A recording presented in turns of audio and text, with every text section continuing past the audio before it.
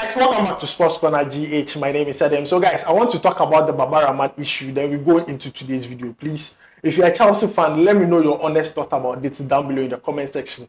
Chelsea has decided to retain Rahman for the 2023-2024 season. They are releasing players, but they decided to keep Rahman for the next season. Now, Rahman's contract will end 2024. Now, the question a lot of people are asking is that, did Rahman sign a lifetime contract with Chelsea? Looking at the fact that the player has been on loan almost every single moment he has the chance with Chelsea. Let's see, maybe Mauricio Pochettino has changed his mind. Rahman will remain with the Chelsea squad. Who knows? Let's see what happens. I mean, there could be like a last dance for Rahman the coming season. So guys, let me know your honest thought about that down below in the comment section.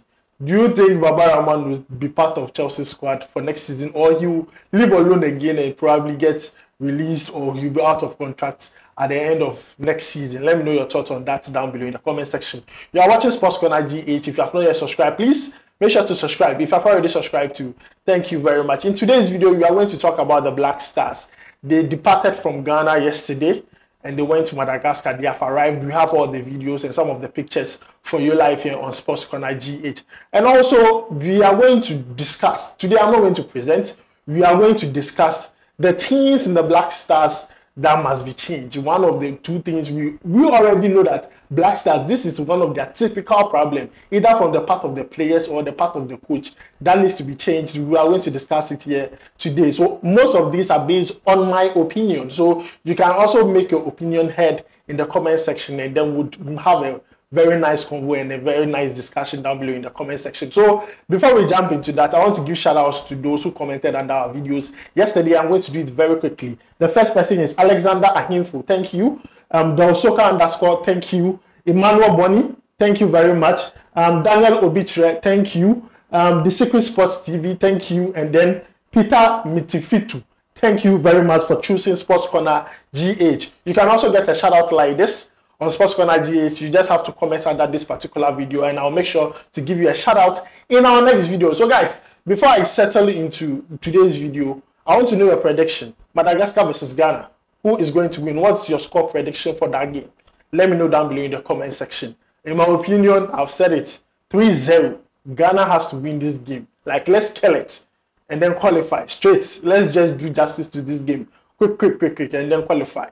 You get me? So guys, rolling on the screen right now is some of the departure pictures and then also videos of Black Star players, the likes of Mohamed Kudus, almost the whole team. I don't want to even mention anybody's name. The whole team. They left Accra in the afternoon to Madagascar. So some of the pictures are rolling on your screen. So we'll be talking about today's discussion whilst their videos roll on the screen. So let's just go straight into what we are going to talk about in today's video. Now, I feel like there are certain things in the Black Stars that on the part of the players and also on the part of the coaches that needs to be changed if going forward, if we really want to see trophy in the near future. And the first thing would have to do with the coach. The coach has to be bold and very confident when he's selecting his players, especially the first 11. I mean, he shouldn't feel like he has to follow a certain template with the player selection. He should be bold. He should take the risk. At the end of the day, whether he follows the template or not, Ghanaians will still talk. See, it's only in Ghana that we can win a match convincingly, and still people will have a problem with the coach's selection or why the coaches did A, B, C, D. So the coach has to block his ears from a lot of Ghanaians and then do what he feels is right, because he's the one with the license, not us.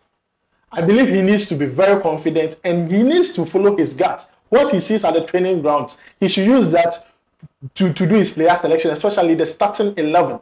He shouldn't follow any template that, oh, okay, there is a template that in the midfield is Thomas Partey, Salis, and Kudus. He shouldn't follow any template. If he sees that at training, any of these players that are not doing well, the player should be replaced, as simple as ABCD.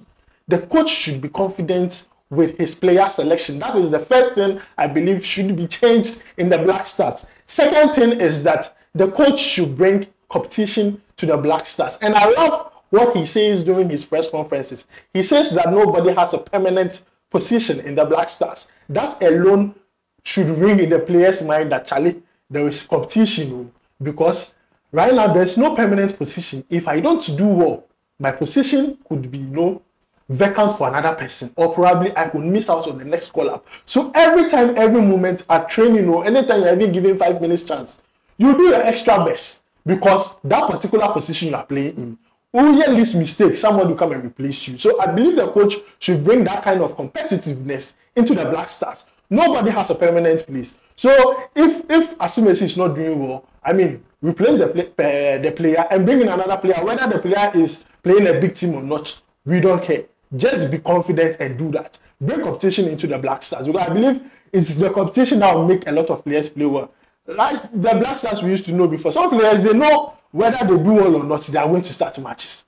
So they don't even care. They don't even give it their all. But if there's competition in the squad, you know that, Charlie, if I don't do well now, there are a lot of players on standby list.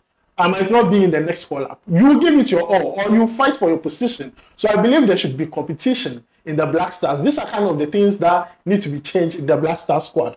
Also, the other thing is that changes must be done as early as possible so that those who come off the bench would get enough game time to impact games. The reason why I'm saying this is that at the World Cup, we have all seen it, even when Coach Milo sent us to Afcon. We don't need changes early. We will wait. Ghana will be defending. We will concede one, and then getting to 88 minutes, we bring 3 players at a goal. Like, what are you expecting to get with bringing 3 players at the 88th minute? We should start doing changes early. If you are watching the game and then first half, you see that a player is not following your instruction. Second half, first 15 minutes, the player is still not following your instruction, quickly make that change and bring in another player. Let the player know that, oh, you're serious. If you don't follow the instruction, another player is going to come in. So the changes need to be done very quickly. Look for the weakest link in the team. Once the game is going on, okay, this player is not following my instruction. Okay, out, go and sit down. Next player, come in and go and make an impact. Let these players come in as early as possible to make an impact. Because I believe some players, in that time, like a crazy impact. Oh, Black Star team, you give a player like 5 minutes. Maybe a very impact, but that impact might not win you the game.